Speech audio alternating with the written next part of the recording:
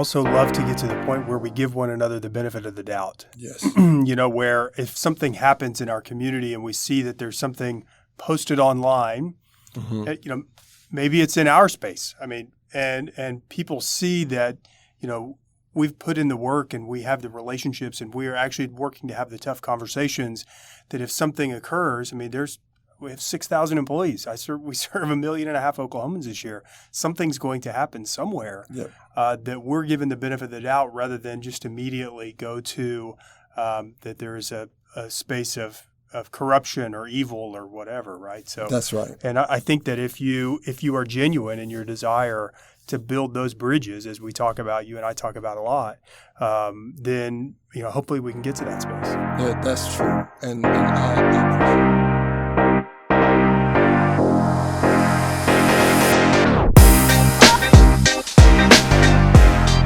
Welcome to the Thousand Stories podcast. It's great to have you here today, my good friend Clarence Hill, and all of you listening. This podcast is here really to celebrate incredible visionary leaders, wonderful collaborations, really life-changing and world-changing projects that I have the opportunity to see on a regular basis across the state and across the country now. And really to honor those, to lift those up, to celebrate, because the public narrative is one of brokenness and corruption. And I really believe that is a very small component of what's actually happening in our communities. There's so much good happening, and we want to honor that and celebrate those who are doing good. And I'm sitting across from a friend of mine who is doing real good here in Oklahoma and beyond. Actually, we've just talked for some time about outside of the borders of the state of Oklahoma. And so I'm honored that you're here, my friend Clarence Hill. You're a pastor, you're a leader in racial equity conversations, and really are seen as somebody who is just a pioneer in this space. And so first I want to honor you in that and thank you for your partnership. Thank you. I also want to make sure we leave space for you to honor others. So that's really the conversation today. But if you would, please just jump in and introduce yourself and what brings you to the work that you do. I sure will. First, I want to say thank you because this podcast represents one of the solutions that we were able to see clearly in the literally hundreds of hours of community conversations where we spent time talking to those who wanted to make a difference, but they lived in communities that had almost no voice. They weren't really heard really well, like the Northeast community, and some people know of the Northeast community and the loud booms with the cars. I remember us having those conversations years ago. And but we did discover that what we needed was relationships to be built between those who want to make a difference. It's just that some people had positions of influence, had the resources to do things, and others that maybe were from the community did not have those relationships and connections. And I have watched you create spaces and do things that a lot of people don't see, where you are raising the platform, not for your own gain, but you raise the platform and the visibility of those who are making a difference in communities that are typically overlooked. So hats off to you for what you do behind the scenes, and hats off to you for doing this podcast, because I just believe that if more of us could hear the stories of these, we call them champions, that are serving their communities, we can make a difference. So my name's Clarence Hill, and I call myself a treasure hunter. I look for people who are bringing solutions. And I've been blessed to have met a lot of people in my years in Oklahoma. And through that process, I discovered that, wow, I can even help some raise the visibility of those who are overlooked. So I have the privilege of meeting several people who are making a difference in a lot of spaces. So I try to find ways to do that. I love the fact that I'm called to be a pastor. It's an honor to me. It may be no surprise that Dr. Martin Luther King Jr. is a role model for me. That may not be a surprise at all, but when I think about the world that he lived in, and to use the language of DHS and the vision you've laid out, his true north was a beloved community. His true north was not to have vengeance, but to see a day where all of his children and the black and white children could play together. I mean, to keep that clarity while people were dying and facing injustice is just amazing to me. So I say if he could be that faithful, then I don't have anything to complain about. But I'm also I also lead a movement called Stronger Together, and we just all of those who serve in Strong Together, mostly volunteers, we carry these ideas with us. We're a movement. We say take any of these ideas that help further the conversation and run with them. And one of my favorite phrases in our conversation is to influence at the level of your authority. So we're like, we love the idea of those of us who have resources, those of us who have relationships that can make a difference. It's wonderful to see you serving in the soup line. But if you have the influence to change systems, policies, or to speak to your buddy who may not be listening to all of the right voices. When I say the right voices, I'm not saying cancel the people you're listening to. But if you're only listening to the people in the palace, that's the term we use a lot, and you're not listening to the community who's on the ground, and you're just gaining your perspectives from a distance, please, let's build some relationships there and challenge some of the things that we've heard about, quote unquote, them. Well, we've seen repeated stories of people who actually always had compassion and care in their hearts, but they were being fed information by those who did not have relationship with anybody outside of their wealth class, had never spent a day with people who were struggling, never had gone into the community. And like I said, the reason I celebrate you is I watched leaders because I had to make a decision that I really didn't want to be in a lot of public spaces anymore with leaders who didn't understand that, because I felt like I was cheating the people who were looking to me to say, I wanted to be able to say, you can trust this leader. And so that's why I can say clearly about you, I watch what you do outside of DHS, and that's why I keep celebrating. Justin Brown, I'm going to get me a Justin Brown T-shirt soon because you are influencing at the level of your authority. So thank you again for doing that. But outside of that, one of my favorite roles is being a husband and a father. So I've been married. It'll be 23 years, 4th of July. Oh, you got me beat. We're at 20. Yeah. Well, don't expect me to start counseling you. I'll tell you what not to do. So, but I'm super, super thankful for just the gift of marriage and family. I have 4 children. My first graduate, we started off homeschooling. So in the homeschool world, you do like your own version of a graduation.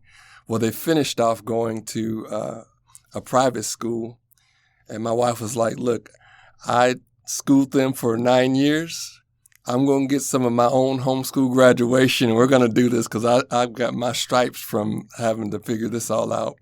So we did it, and I stepped up there to try to start talking about my children, and I was just a crying mess standing up there. So they're my joy, and I only say that to say one of the things that drives me is from an incident that happened when I was in college.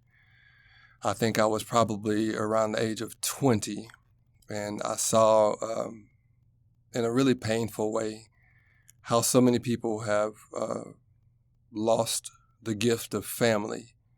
And I ran into 5 children. I was on summer break. I was an athlete. I was a walk-on at Iowa State University. I played basketball under Johnny Orr. And I'm at home, and I'm just like, I'm thankful that I'm on the right path. I'm in college, et cetera. My parents set me up well, although they did not have that opportunity themselves. Now I want to make a difference. So I go down and I'm serving near a poor neighborhood, and we're having this carnival, and these 5 kids come up, and I'm ready. I'm like, if they don't listen to me for 5 minutes, I know what to say in my 5 minutes. Don't give up, kids. Stay in school. Go for it. You can do it. I mean, I'm just ready to encourage all of them. the motivational posters you've got memorized. Okay. Yeah, but you couldn't have told me that, because I'm thinking they just need to know they have friends. I'm not going to drive past you. I want to know your name. So I'm there. But boy, I had never followed them far enough to see the painful world they lived in. And one day that happened after about 5 or 6 weeks of knowing these kids. I had to take them home because I think it was raining or something. And finally, the oldest, who was about 13, who had kind of the educational and communication level of an 8-year-old, she slumped down in her seat, didn't want to really go back in, and basically found out that she was the kind of the leader of these other 5 kids, and they were pretty much raising themselves because mom was on crack and dad was a drunk. And there I was in my privileged middle-class life, getting ready to drop them off and go back home to a full refrigerator, back to a future, back to class in the fall. And I was devastated because I didn't know what to do. I was broke. I couldn't save these kids. And I'd always said to myself, when I figure out how to change things, I'm coming back.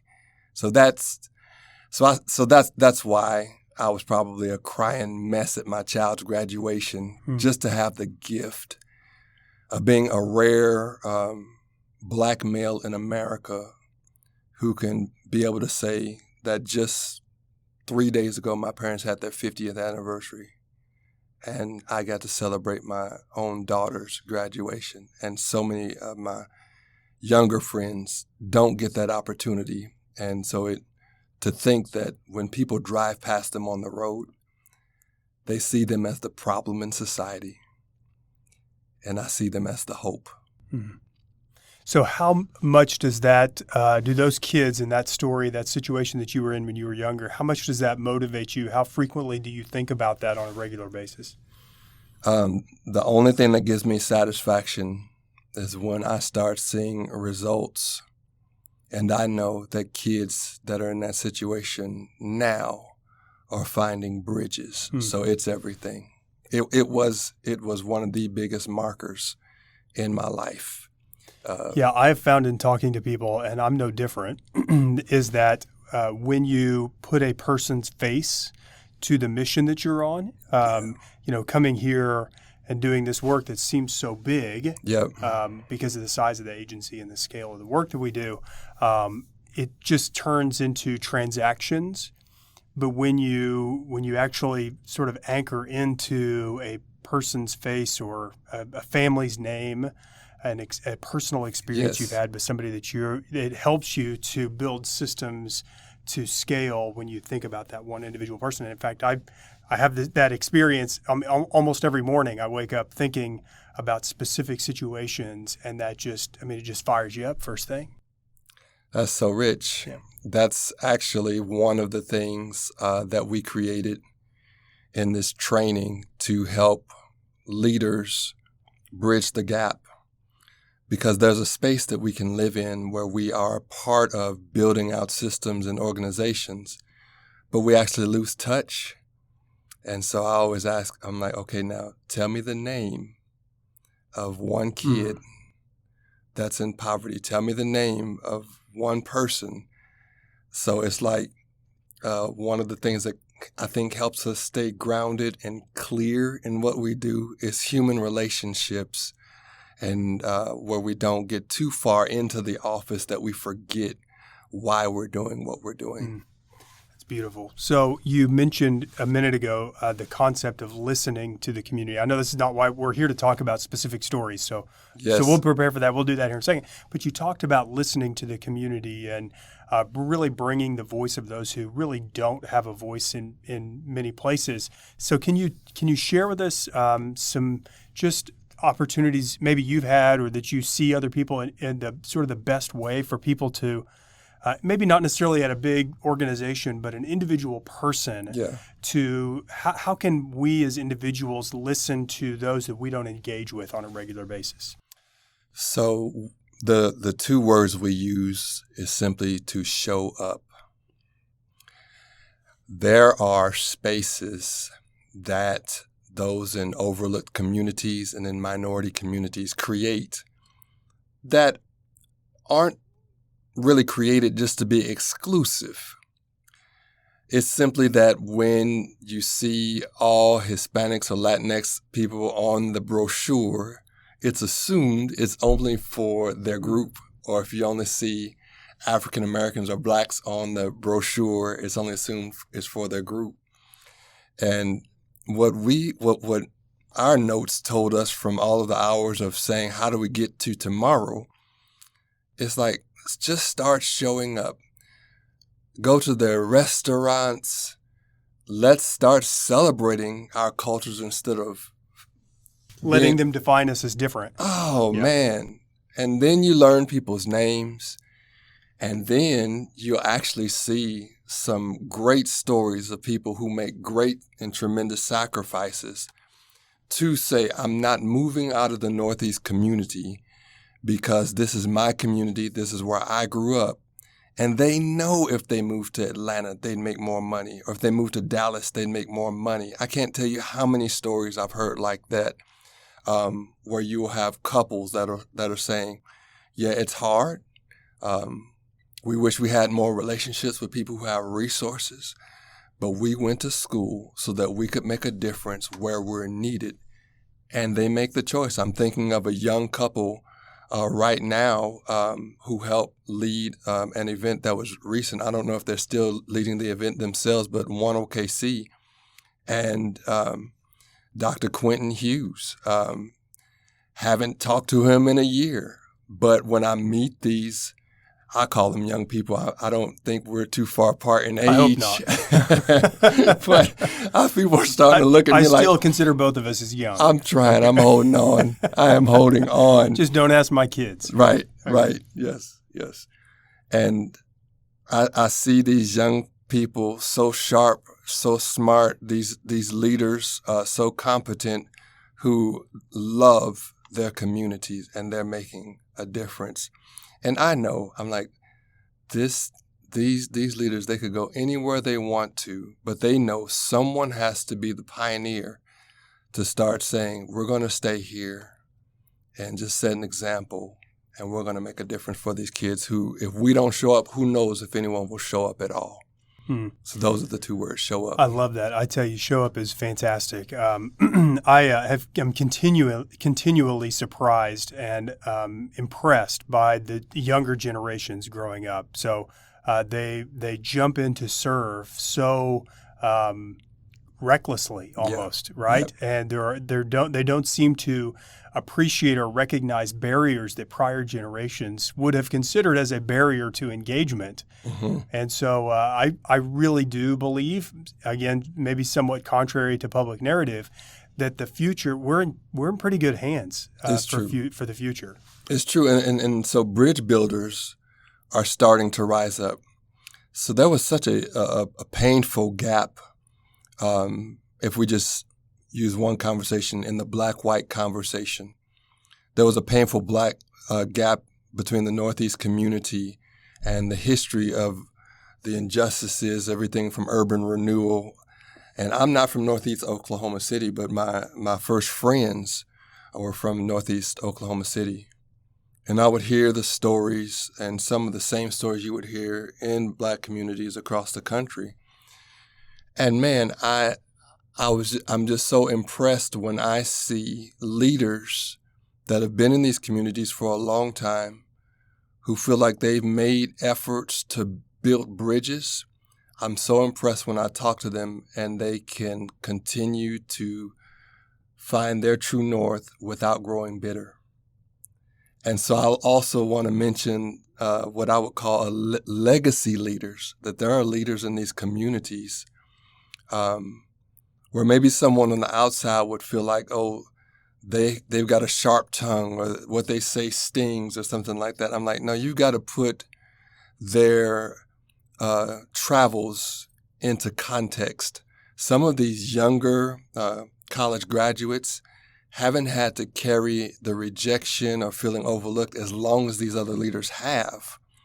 And so I'm impressed for the journey that they've been on, how they've been able to keep true north. So I see a couple things happening. I see leaders from outside of minority communities saying, I'm going to show up and we're going to figure this out. I've seen people endure painful conversations, coming to the reality of how much pain there is between ethnic groups and between wealth classes. But now you're starting to see so many things happen where you see collaboration between leaders who have influence and leaders who are serving communities that are overlooked. And some things are happening that have been a long time coming. For example, one of the greatest Facebook posts I saw in this year was the opening of the grocery store in Northeast. Were you there? I was not there. I had another obligation at the same time. We just had them on the podcast. So we talked about and celebrated the grand opening, and so told that story of Restore OKC. But please, for those who haven't listened to that episode, please share. It carries so many of the stories. There were those that have been in that community working towards addressing food insecurity long before that group succeeded. So when I look at the conversation, and I remember the conversations we were in, even with the Oklahoma City County Health Department creating a mobile grocery store and seeking to bring food, and Regional Food Bank getting involved, and the Benkowskis with Buy for Less, and others in the community seeking to try to figure out how to solve this tremendous challenge of being in what would be considered a food desert. To see these so many faces in that crowd on Facebook, it took that many people coming together to work together simply to do one thing, and that's to care. And powerful. I could land whether it's Jonathan Veal running the grocery store, who himself the same weekend that he's opening the grocery store, he is wrestling with the pain. He was a childhood friend of George Floyd, that the verdict was coming out that same weekend, and he's like near sleepless and this great moment is happening, and he's in that dual world. My brother is the chairman of the board for Restore OKC, which is led by Kaylee Dotson. Her dynamic leadership of serving and finding ways to be supportive of the leaders in the community. My brother and his wife, they moved into the Northeast community with the church because they wanted to love there. And I'm telling you, there are hundreds of stories in the community of people who are caring. And that's why I say, for me to watch that Facebook post and know the stories behind these faces and the number of sacrifices to what we would say in 3 words is love your neighbor, is just powerful. Well, Jonathan sat here a couple of weeks ago. Oh, Kaylee sat here a couple of weeks ago. And we saw pictures and we talked about everything that led up to the opening and what the future of solving for food insecurity in Northeast Oklahoma City looks like. And so we absolutely celebrate all of the efforts of all of those people who were not, of course, on the show, but who contributed so greatly over those years. And we appreciate, I personally appreciate the opportunity to know those people because they are true change makers, and at the same time to sort of try to be in a space to help facilitate them to continue to solve for the problems that they see, because food insecurity is only one, but also work together to try to build scale to solve the same problem in other communities that exist across our state. So true. It's a powerful story, and I'm glad you brought that up, and we could celebrate them again. Well, another name that I would love to kind of bridge this, and I'm not trying to sit here boasting on you, but I think it's worth bringing up, is Councilwoman Nikki Nice. And so when people ask me about the Northeast community, I tell them, I say, I'm not from there. I'm like, go meet the leaders who are serving in their community. Talk to them. They don't bite, it's real easy. It's really, really easy. I mean, I'm going to tell everybody a big old secret right now. If you celebrate somebody and boast on somebody, they might want to listen to you, right? They might want to be a friend. They might grow in trust if you don't go into that community trying to tell people what to do before you value what they've already done and the sacrifices they've already made. And I've seen Councilwoman Nice just consistently be present. And so you have launched another solution to me, which is you had the idea of launching the Council of Voices, of which Councilwoman Nikki Nice is a part of. And I've had the privilege of being in those meetings where you said, let's bring together different ethnic groups and leaders who represent these communities that are typically unheard so that they can speak into the different branches and efforts of DHS who serve over 1 million Oklahomans.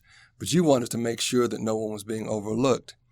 And man, to hear the angles that these leaders bring, that only someone who lives in those spaces could help us to understand how to love others better, how to care better, is just amazing. So again, thanks for being an example of the types of leaders that are going to help Oklahoma become a shining example to other states and cities. Thank you. Honestly, the work, I'm always humbled by the fact that those folks are willing to show up and speak into the work that we're doing.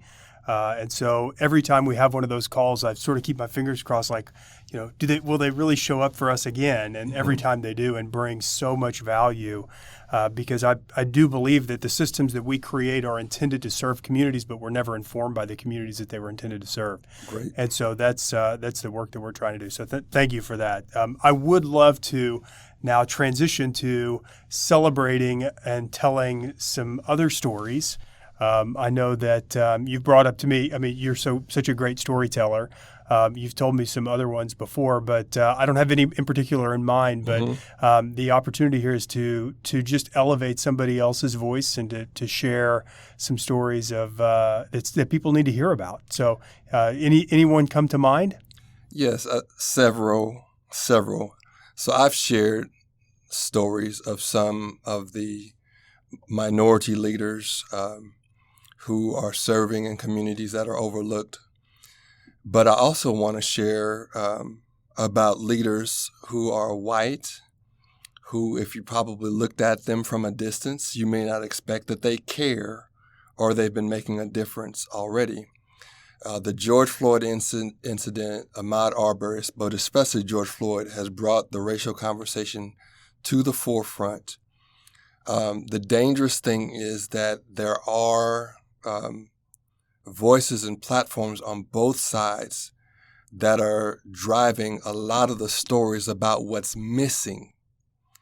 And while we have to be very, very focused on having truthful, honest conversations at tables together, we don't want to ignore pain. We don't want to act like America has had this perfect history, because it has. We have not.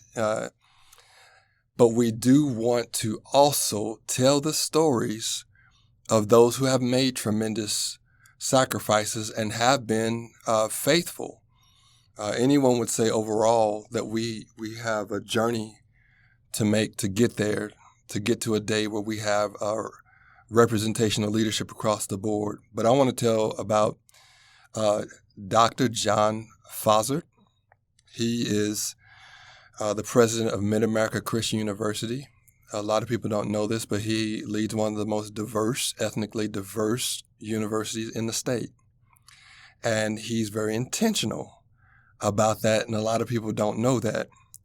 I know him personally, so I know that he doesn't want that to be the leading part of the conversation, because he doesn't want to use that and use his care for others as some kind of a platform. So he does a lot of this stuff just almost second nature.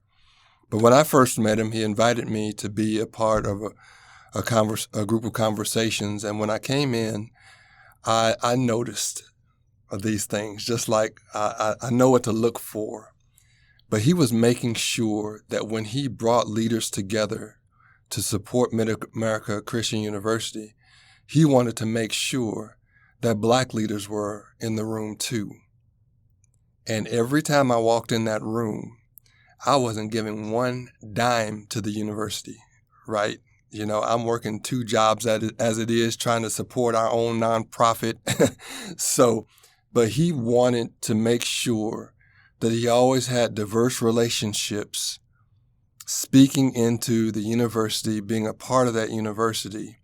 And he did not care how much we did or did not give. And he always made sure that he had Black pastors and Black leaders in that room. Now that may seem small, but when I use that term for our Stronger Together movement to influence at the level of your authority, we all have tables. And I don't think we need to ask anybody to influence beyond a table that they steward.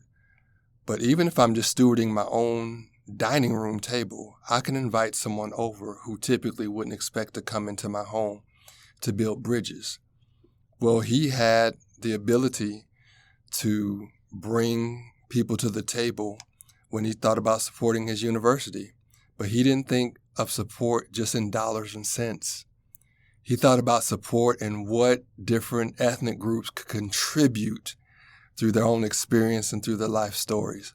So I want to celebrate Dr. John Fozzard at Mid-America Christian University for doing these things long before all of these racial upheavals were even happening.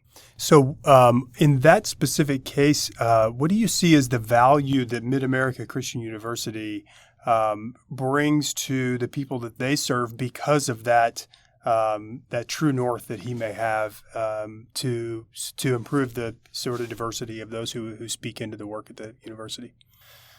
So there are ways that conversations need to be handled that can be very, very sticky, especially around race. There's so much misunderstanding. You've got one group that when they think about someone kneeling in front of a flag and they know one of their family members died or they have military family, it is the most offensive thing they can think of. They can't even comprehend the idea that for someone on the other side of the spectrum who is young, they're on a basketball team, and in their world, they have dealt with injustice.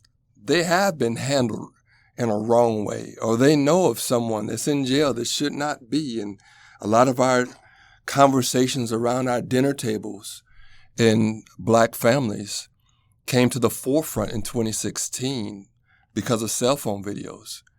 But it wasn't a surprise to Black families. I mean, we talk about this stuff at our reunions. We talk about what's going on, but now the whole nation was hearing stuff that we were talking about in the background.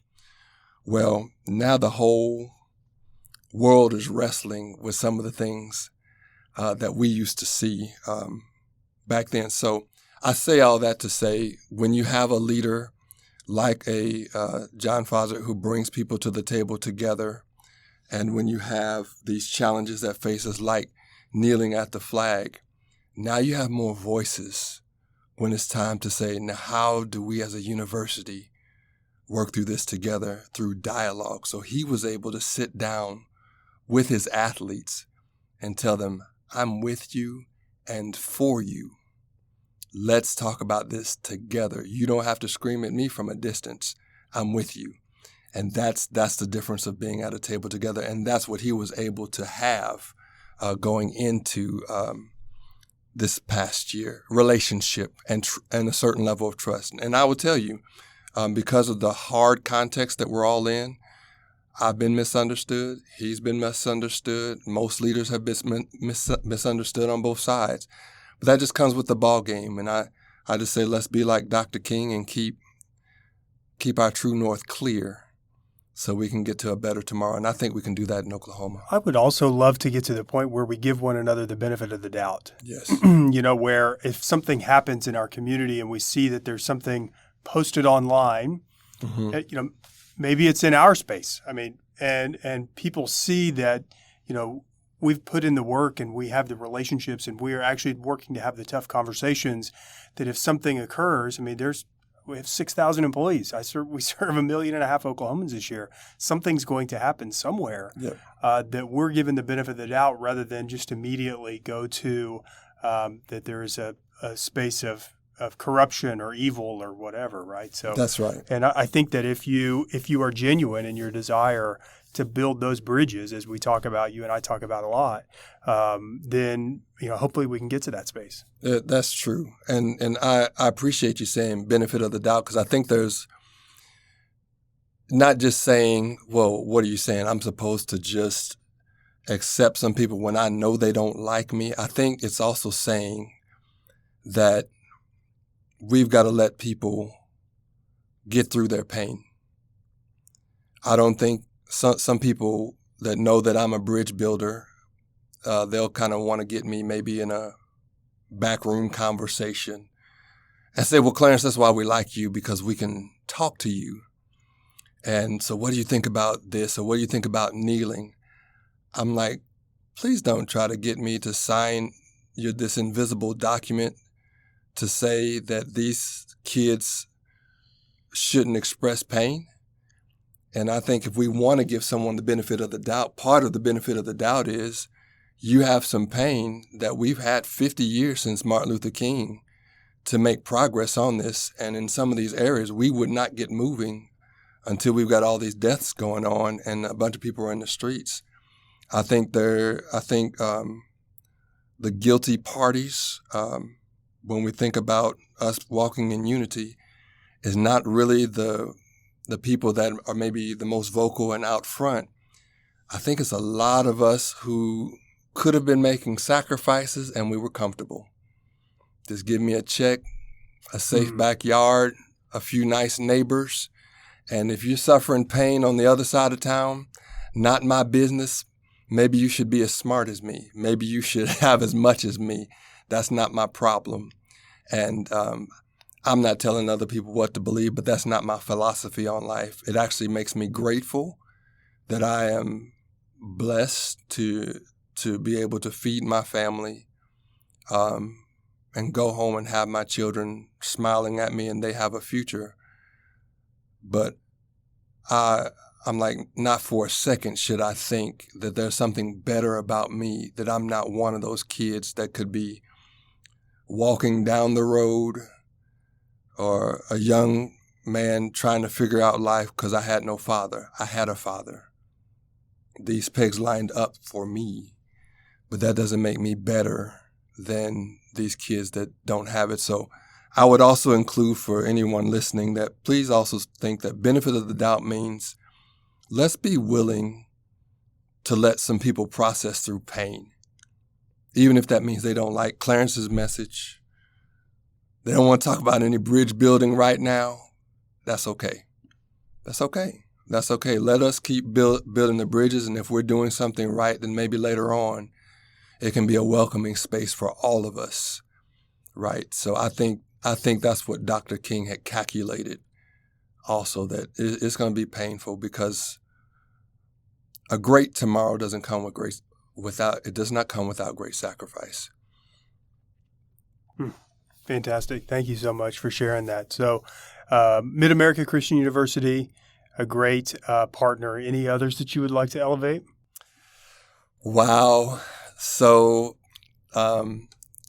I want to talk about a legacy leader. We talked before. When you mentioned the word legacy leader, I wrote it down, and I was hoping you would get to one. Oh, man. So now I'm going to put you on the spot. So if you weren't going to, now I'm going to ask you about a legacy leader. There's a handful of them. Yeah. I've had the privilege to hear some stories early on. I've had a couple of the pastors in the Northeast community that actually encouraged me to keep going in the work that we were doing, like Pastor Jemison and Dr. Reed.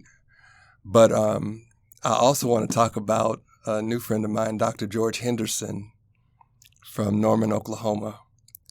And he moved to Norman. He may have been one of the first black families to move in. I don't know if he was the first family. He might have been the first family to move in to help break the sundown laws. And so for those that don't know what sundown laws were, they were basically saying that no blacks or N-words or colored people after dark. You can come in during the daytime to serve, be servants, clean houses, do garbage, but be gone by sunset was the rule, like in Norman and in Edmond, like pre-1968, 1967. Dr. George Henderson moved his family to Norman and was one of the first, and if not the first. And he still serves at OU to this day, and I think he still lives in the same house that he moved into. I moved to Norman about 3 or 4 years ago, and I can't help but think that part of what makes it easier for me to do what I do and to be received, someone like a Dr. George Henderson had to go before me. And I appreciate that. When I go into movie theaters to this day, I love movies, but when I walk in, I still think about the fact that my dad had to go in through the back door in Jackson, Tennessee, and he had to sit in the balcony. So I want to just celebrate Dr. George Henderson. We sat down a couple weeks ago in our first face-to-face meeting, and he starts one of his sentences talking about his conversation with Cesar Chavez and Malcolm X. Now, that's when I'm a young man again now. Absolutely. And you're thinking about the conversations that you have had, and it's not with those guys. No. You're like, this is... I haven't yet lived. I still Right. have work to do. Yeah. So he's spoken to Dr. Martin Luther King, Malcolm X, Cesar Chavez, and he's telling me his conversation with these leaders. And the thing that I celebrate is that for him to be a pioneer and to land in one word that I think sums up everything that he says, he lands in the space of hope. And his language is not toxic. And that is just so powerful to me, to be able to move into a space. And he told me very bluntly, now he's laughing about it when we're talking about it, but it says, don't kid yourself for 1 second that I did not question that decision to, at that time, take a $5,000 less in salary that at that time was a tremendous amount of money, move his family down. And he tells the story about his daughter, his 5-year-old daughter, had her foot on the grass or stepped on the grass of his neighbor, and the neighbor said, if she steps on my grass one more time, I'll shoot her. So much is in that phrase.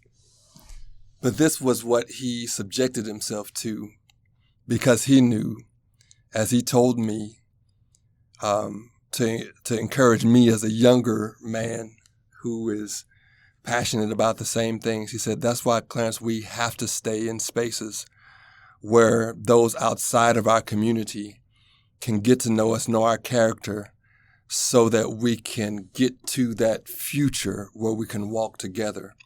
He said, but don't kid yourself for 1 minute. He mentioned 2 situations that really, really made him question his decision to move to Norman, Oklahoma, which now, of course, is a space that's very, very different. That was one with his daughter stepping on the neighbor's grass.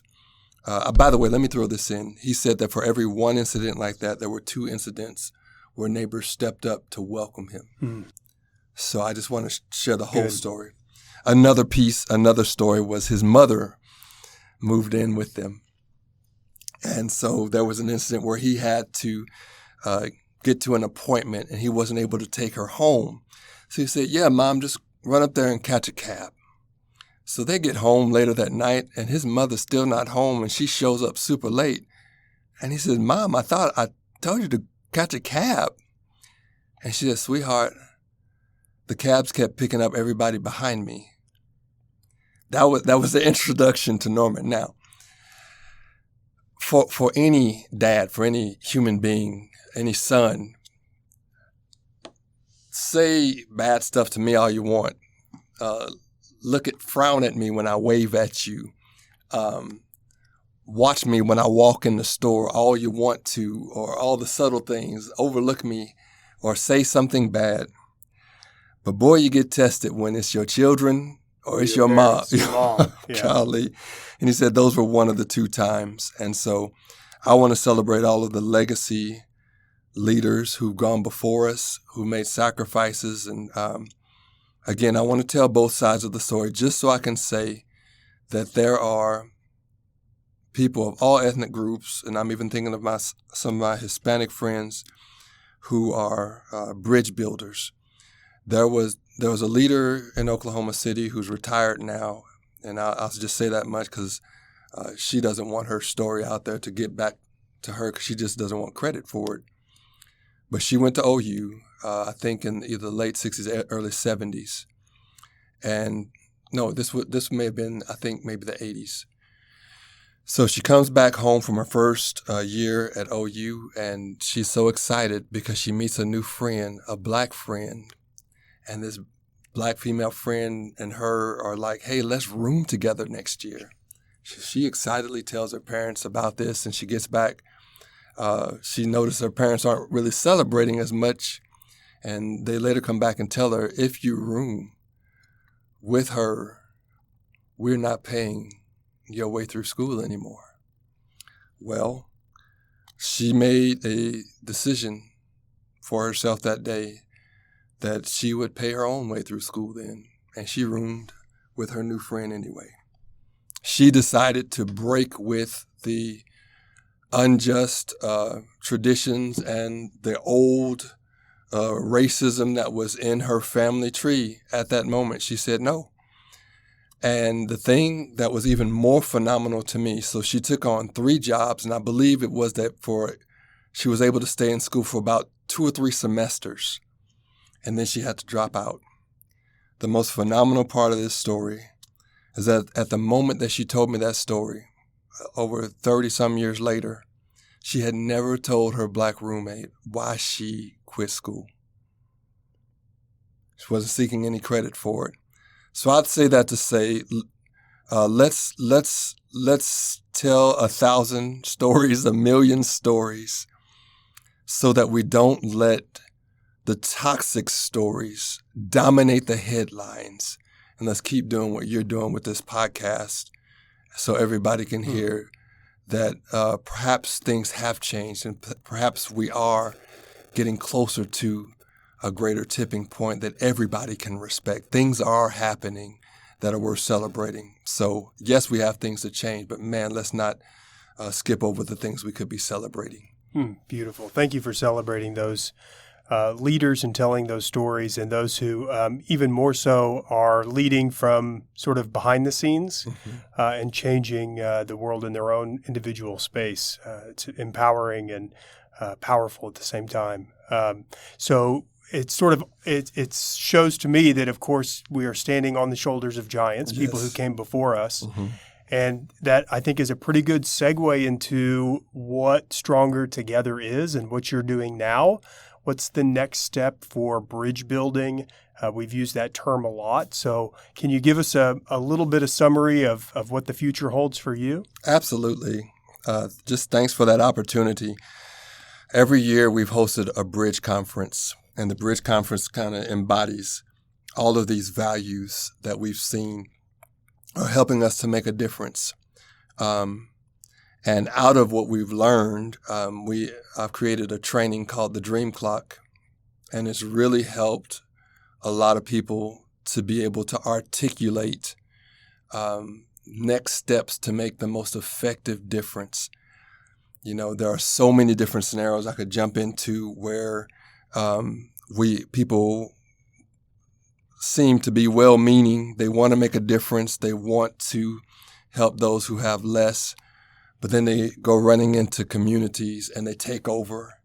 They don't listen to the leaders that are there, or they don't come behind and support, or they have to have control when they show up.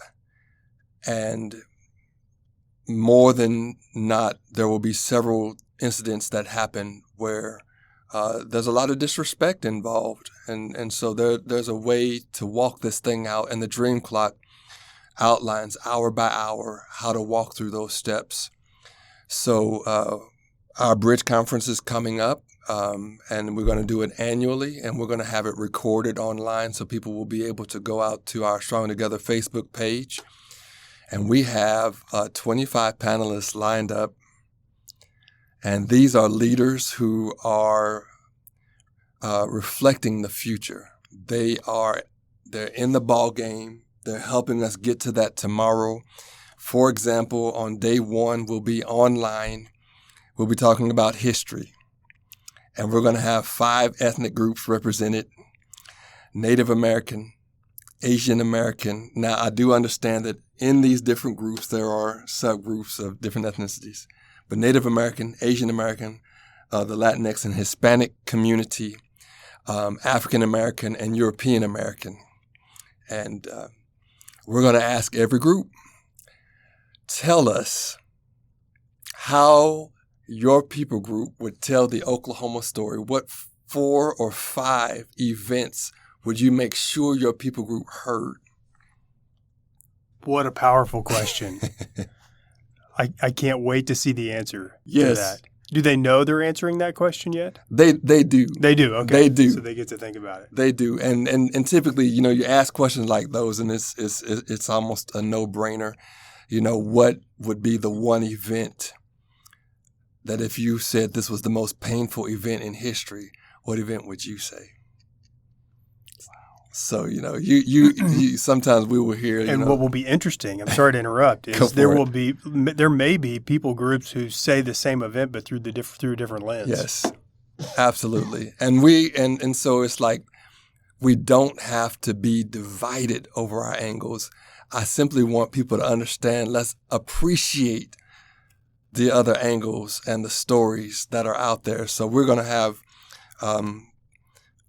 we're going to do our media story on the Tuesday, where we have a coalition of all 4 local TV stations and the Oklahoman, and there's also some radio stations involved, where we have been working for 3 years to promote a healthy dialogue on race. And one of the ways that we've been intentional is all of them agreed, let's start sharing the stories of contributions in overlooked communities, because a lot of minorities have been overrepresented in crime and other things that go on, because the only time you hear something loud enough to catch people's attention are when sirens are going off from these communities. But you miss all of the great educators. Some of these teachers may never get... For every bad story, there are 1,000 incredible stories. Come on. Right? I mean, some of these principals that never sleep, and these teachers that go home, take these children home, help sacrifice. We don't get to hear their stories all of the time. But these TV stations have said, we want to be a part of tomorrow. We want to bring solutions. So that's part of the Bridge Conference. We're going to do education. How can we love children of different ethnicities together? So that's what's coming. And I'm excited about the Policing Community Day. We're going to have Black police officers, Black police chiefs, white police chiefs from Oklahoma communities that will be speaking into where we are and where we need to go. So, there's a bunch of things that we know there must be something to change. But man, is it possible to love the police and love blacks? We say yes. Let's build bridges. Let's figure this thing out. So the Bridge Conference is coming up, and we're going to be launching podcasts, and we're just going to be out there just sharing stories, creating spaces where we can have open, honest conversations. We're going to have more tables where we can bring leaders together who typically don't sit down at tables. So they're not being informed anymore by what we call the palace news, but they can be informed by the people who are on the ground serving. Beautiful. So are you going to be talking about the Dream Clock, I assume, also in the Bridge Conference? Yes, we are. Good. Yes, we are. We're Good. going to keep sprinkling it in. Good. As we'll have an online video subscription where people can sign up at dreamclock.org. That'll be launched in about a month or so. So people can just get some language behind how to address the race conversation and get past like step one. There's so much offense. There's so many trigger words. We think we have something that can help. And that's what people are saying about it. They're like, this language helps us get down the road. That's exactly where I was going. The Dream Clock for me gives really a practical understanding of how to engage in the conversation or to get a different exposure to something that you may have not had exposure to. So if there's somebody listening to the podcast and is interested in opening their mind to a new community or to this conversation, and they want to engage, what is something that the Dream Clock would say sort of in the early times that they could do to sort of open their world? Absolutely. I'll do an abbreviated version. 1 o'clock is the palace. The first thing that all of us have to understand is who's our palace? What's the group of people that we can say a lot by using less words? But if something came on the news, we could kind of nod at one another or wink, and we know exactly what we were saying to one another. In America, our palace groups are typically those of the same ethnic group or those of the same wealth class. And so, when your palace group would be your us's, those are the people who will start nodding their heads even before you finish your statement. They start laughing halfway through your jokes. The thems, the people outside of your palace world, those are the people that a lot of times we withdraw from because we like to build relationships where we have confidence. And so when we feel like, man, I'm going to be misinterpreted, I'm going to be misunderstood, or I'm going to have to explain myself, that's when we know we're around the thems. Or you feel invisible, you feel unseen. So 1 o'clock is first recognize your palace. Who are your us's? Who are the thems? Because the thems are usually the people that are in your blind spot. So we all have blind spots, just like, and my wife got a Honda Odyssey because, we have 4 children and it's like the standard vehicle, right? You have to have a Honda Odyssey That's right, if you have that's more right. kids? Okay. Get that minivan and they all just pour out. And but in the Honda Odyssey, there's a serious blind spot on there. And so, I'm of the philosophy that I don't want to get in an accident. So I teach my children defensive driving. But when I'm trying to figure out if someone's in that blind spot while I'm driving, I have to get extremely uncomfortable to assure that no one is in that blind spot. And the question about the blind spot is something there? So Clarence has to know that my palace group, the group that would, if a George Floyd incident happens, we connect instantly because of our history, are blacks. And it would be more middle-class blacks. And even have, poverty in my background, some. So I would connect with that space. The thems in my world would be wealthy whites, where if they crack jokes and start saying stuff or try to imply something to me, I'm like, you need to speak directly because I don't know what you're trying to imply to me right now. But when I recognize who's in my blind spot, that's when I know to make sure that, okay, be careful. You could be offended more quickly or you could misinterpret them more quickly. So be careful not to misinterpret them. Now, I can't go through the whole dream clock because my whole brain is starting to fire off the other hours. Yeah. 2 o'clock is simply saying, between us and them, it's easier for us to simply start saying hi or not allowing the thems to be invisible. So the first challenge at 2 o'clock is asking, how do you engage those of a different ethnic group? Are they invisible when they walk past you, or do you even speak? So small acts of kindness, simply saying hello. For a company, you would ask yourself, who has been invisible in our company? Who feels less seen when it's time to say, I want to get promoted? I could picture myself being on the executive team. I could picture myself contributing to solutions. Who would feel most visible? So a company would say, who's invisible? A family in a neighborhood would say, oh, wow, we're having a birthday party with our kid. Who's most likely to be overlooked? I had an Indian father come up to me at the end of one of our presentations at one of the big organizations here in Oklahoma City. I won't name it because I don't want people to identify him. But he was kind of almost in tears because he understood the minority story. He said, my kids come home because when the kids are passing out birthday invitations, everybody plays together. But when it comes time to get invited to the birthday parties, his kids consistently get overlooked, and he has to talk to them over and over again when they get home.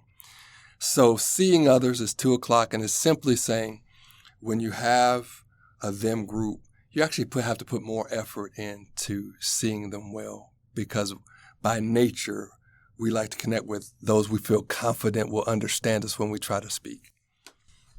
Man alive, Clarence.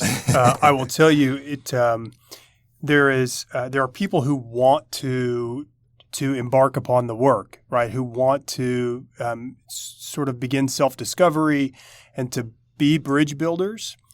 And I think, the times we've talked about the Dream Clock, which is quite a few, it really continues to give me the tools that I need to move beyond that level of intimidation that we sort of all have when we're trying to build bridges with the thems, yes. right, in our Yes. life. And so thank you for creating that and giving us a little bit of insight into what the Dream Clock is. Thank you for being a bridge builder yourself. I do believe that we are stronger together, and so I'm going to use all of your copyrighted terms here while you're sitting here, but we are for sure. I consider you a friend and a partner mutual. in this work, and It's I mutual. really appreciate you not just being here, but for your work in the community and your partnership in helping move us into this next space that we're moving in together. So Thank you. With that, thank you for your time today. And thank you for sharing these stories that we all just need to know. They are there if you will just look for them. And I'm honored by your time today and the opportunity for our relationship. It's been a pleasure. Thank you. Thank you, Clarence.